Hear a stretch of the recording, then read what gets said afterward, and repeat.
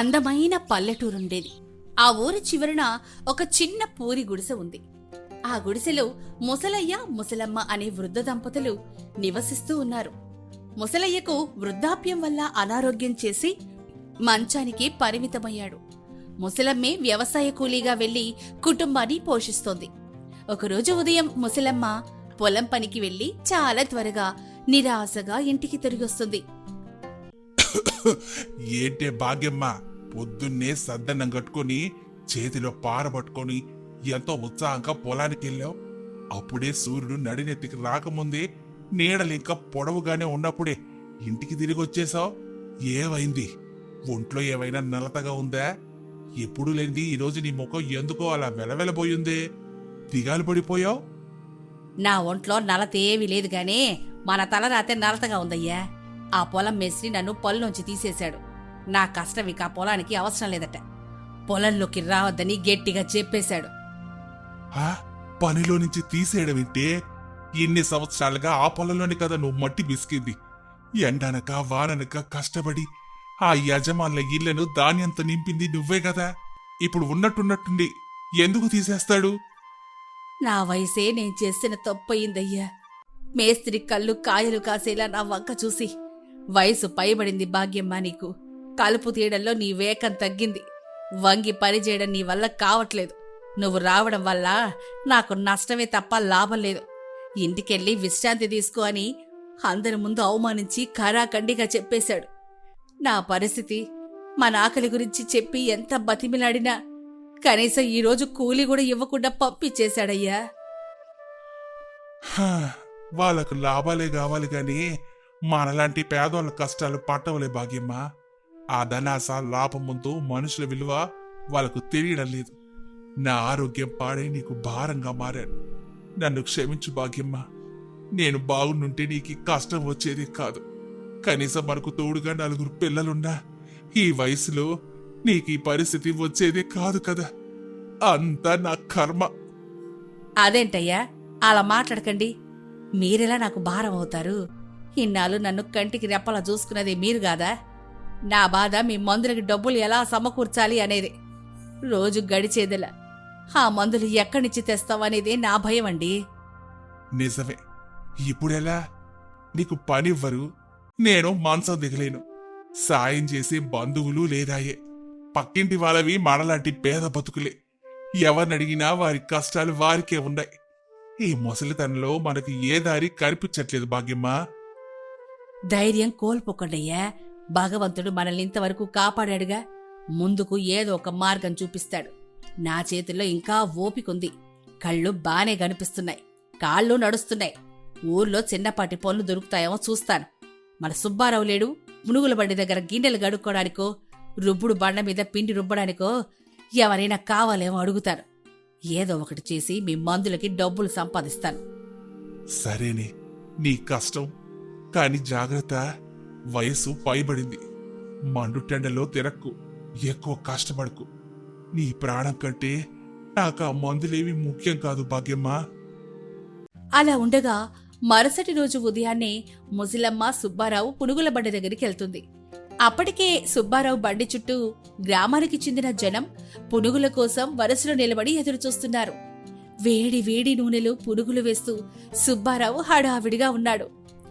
బాబు సుబ్బారావు, వ్యాపారం బాగుందా నాయనా? మా ఆయన మంచాన పడ్డాడు. మందులకు 1 రూపాయి కూడా లేదు. పొలం పనులకు వద్దని పంపించేశారు. అక్కడ గిన్నెలు కడగడానికో పిండి రుబ్బడానికో ఏదైనా పనివ్వు బాబు, నీకు తోడుగా ఉంటాను. నాకెలాగో ఒక మనిషి అవసరమే ఉంది. ఉల్లిపాయలు కోవడం, అంట్లు దోవడం, విస్తరాకులు సర్దడం చేయాలి. అయితే నువ్వు ముసలిదానివి కాబట్టి ఎక్కువ పని చేయలేవు. అందుకే రోజుకు 100 రూపాయలే ఇస్తాను. ఆ జీతాన్ని కుదిరితే రా, లేదంటే లేదు. నా దగ్గర ముందుగా అప్పులు అడగకూడదు, దానికి తావులేదు. 100 చాలు బాబు, మా పూట గడిసిపోతుంది. ఆయన మందు బిళ్ళలొస్తాయి. నేను గట్టిగా పనిచేస్తానులే నాయనా. నీ వ్యాపారానికి ఎలాంటి ఇబ్బంది రాకుండా చూసుకుంటారు. అలా ముసలమ్మ నమ్మకంగా పనిలో చేరింది. ప్రతిరోజు ఉదయాన్నే వచ్చి అంట్లు తోమడం, ఉల్లిపాయలు కోయడం చేస్తోంది. ఒకరోజు సాయంత్రం అందరూ వెళ్లిపోయాక సుబ్బారావు తదుపరి రోజు కోసం పునుగులు పిండి కలుపుతుండగా అందులో ఒక తెల్లటి పొడిని కలపడం ముసలమ్మ చూస్తుంది. అది చూసి ఆమెకు అనుమానం వస్తుంది. బాబూ, పిండిలో అదేదో తెల్లటి పొడి కలుపుతున్నావు, వంట సోడాయా? అంతెక్కువగా వేస్తే రుచి పాడవుతుంది కదా నాయనా. పైగా ఆ పురుగులు తింటే కడుపులో మంట వస్తుంది. ఇది నా వ్యాపార రహస్యం ముసలమ్మ. పట్టణం నుంచి ప్రత్యేకంగా తెప్పించిన రసాయన విధి. ఇది కొద్దిగా కలిపితే చాలు, పునుగులు కరకరలాడుతూ బంగారు రంగులో వస్తాయి. తక్కువ పిండితో ఎక్కువ పునుగులు ఉబ్బుతాయి. జనం ఈ రుచికి దాసోహం అంటూ వరస కడతారు. నా లాభాలు రెట్టింపవుతాయి.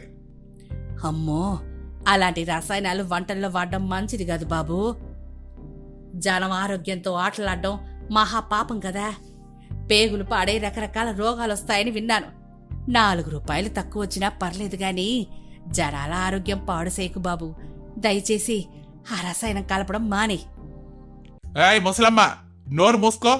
అంట్లు దోవడానికి వచ్చావు, నాకు నీ శుద్ధలు చెప్పకు. నా వ్యాపారం ఎలా చేయాలో నాకు తెలుసు. నా వ్యవహారాల్లో వేలు పెడితే ఇప్పుడే పళ్ళలోంచి తీసేస్తారు. నా దగ్గర పని కావాలంటే చెప్పినట్టిను, లేదంటే దారి చూసుకో. ముసలమ్మ భయంతో మౌనంగా ఉండిపోయింది. ఆ సమయంలోనే రాము అనే ఒక గ్రామస్తుడొచ్చి పునుగులు తింటాడు. ఆ రుచికి అతడు ఎంతగానో మురిసిపోతాడు. అబ్బా, ఈరోజు పునుగులు అమృతంలా ఉన్నాయి సుబ్బరావన్నా. ఇంత రుచిగా నేనెక్కడా తినలేదే. ఇంకో 2 విస్తరాకులు ఇంటికి కట్టు, మా ఇంట్లో వాళ్ళు కూడా తింటారు. విన్నావా ముసలమ్మ, నా రసాయనాల మహిమ? జనాలకు కావాల్సింది నాలుగుకి రుచి, కంటికింపుగా ఉండే రంగు మాత్రమే, అంతేగాని ఆరోగ్యం కాదు. నా వ్యాపారం ఇలాగే సాగుద్ది, నువ్వు చూస్తూ ఉండు. దేవుడా, 4 రుచిగా ఉన్నవన్నీ ఒంటికి మంచివి కాదు కదా. ఈ అమాయకపు ప్రజలకి ఏవి కాకుండా చూడు తండ్రి. సుబ్బారావు చేస్తున్న ఈ అన్యాయం వల్ల ఊరి జనం అనారోగ్యం పాలవుతారేమోనని నా ప్రాణం విలవిలలాడిపోతోంది. అలా ఉండగా మరుసటి రోజు ఉదయం ఊరంతా అల్లకల్లలంగా మారింది.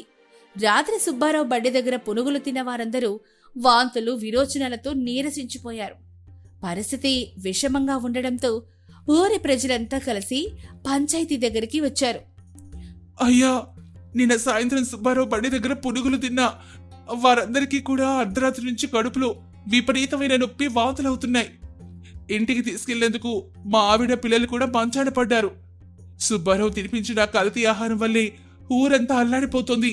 వాడిపై చర్య తీసుకోండి. అయితే ఇదంతా సుబ్బారావు పునుగుల వల్లే అన్నమాట. ఎంత సాహసం!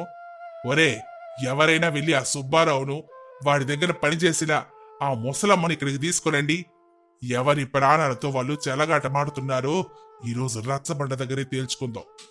అలా అనగానే గ్రామస్తులు కోపంతో ఊగిపోతూ సుబ్బారావును ముసలమ్మను లాక్కుంటూ ఊరి పెద్ద ముందుకు తీసుకొచ్చారు.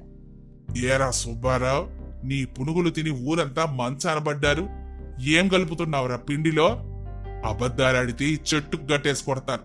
నిజం చెప్పు. అయ్యా, నా తప్పేమీ లేదు బాబోయ్. ఈ ముసలమ్మే నా బండి దగ్గర పిండి కలుపుద్ది. నా వ్యాపారం పాడు చేయడానికి, నన్ను ఇరికించడానికి ఈ ముసలమ్మే పాడైపోయిన కల్తీ సరుకులు తెచ్చి పిండిలో కలిపింది. ఆమె పెద్ద అబద్ధాల కోరు. అయ్యో భగవంతుడా, ఎంత అబద్ధం! పెద్దలారా, నేను కేవలం గిన్నెలు గడగడానికే ఉన్నాను. పిండి వాడొక్కడే గదిలోకెళ్ళి కలుపుకుంటాడు. వీడు ఎక్కువ లాభం కోసం పట్టణం నుంచి ఒక విషపూరితమైన రసాయనం తెచ్చి పిండిలో కలిపాడు. వద్దని దండం పెట్టి బతిమిలాడినా ఎనలేదు. కావాలంటే వాడి బండి వెనకున్న డబ్బా తెప్పించి చూడండి. ఆ రసాయన డబ్బా అందులోనే ఉంది. నిజమా? ఒరే రాము, ఎల్లి ఆ బండి దగ్గరున్న డబ్బా తీసుకురా. అప్పుడు రాము పరిగెత్తుకుంటూ వెళ్లి సుబ్బారావు బండి వెనక దాచిన ఆ రసాయనాల డబ్బాను తీసుకొచ్చి పెద్దల ముందు ఉంచుతాడు. దాన్ని చూడగానే సుబ్బారావు ముఖం తెల్లబడిపోతుంది. భయంతో వణికిపోతూ చచ్చిన పాములా తలదించుకుంటాడు. ఏరా సుబ్బారావు, దీనిపై స్పష్టంగా రాసుంది, ఇది మనుషులు తినకూడదు అని, ప్రమాదకరమైన రసాయనమని. కేవలం నీ స్వార్థం కోసం, డబ్బు కోసం జనం ప్రాణాలతో చెలగాటమాడుతూ ఏ పాపం తెలియని ఈ వృద్ధురాలి మీద నిందలేస్తావా? నీకెంత ధైర్యం? అయ్యా, నన్ను క్షమించండి. దురాశతో తప్పు చేశాను. బుద్ధి గడ్డి తిని ఇలా చేశాను.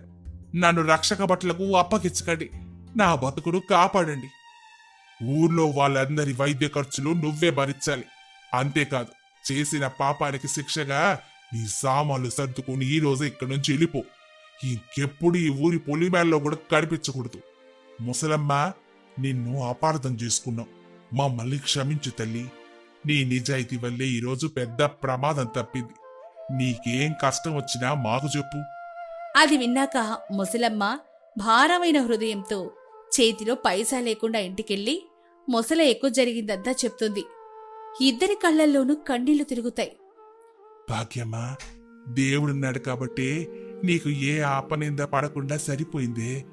సరేగాని ఇప్పుడు ఆ సుబ్బారావు ఎలాగో లేడు కదా, మనమే స్వయంగా పునుగుల వ్యాపారం ఎందుకు చేయకూడదు? మా అమ్మ పూర్వకాలంలో నేర్పిన నాటు వంటకం, ఆ పిండి కలిపే సరైన పద్ధతి నాకు తెలిసే. కల్తీ లేకుండా స్వచ్ఛంగా ఆరోగ్యకరంగా పునుగులు చేద్దాం. నా చేతులు బానే ఉన్నాయిగా.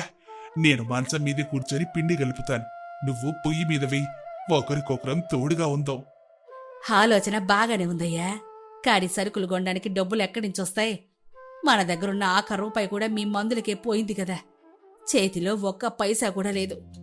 అలా వారు మాట్లాడుకుంటూ ఉండగా అప్పుడే ఊరి పెద్ద రాము మరియు కొందరు గ్రామస్తులు పెద్ద ఎత్తున బియ్యం, మినప్పప్పు, నూనె డబ్బాలు మరియు ఇతర సరుకులతో వారి గుడిసె ముందరికి వస్తారు.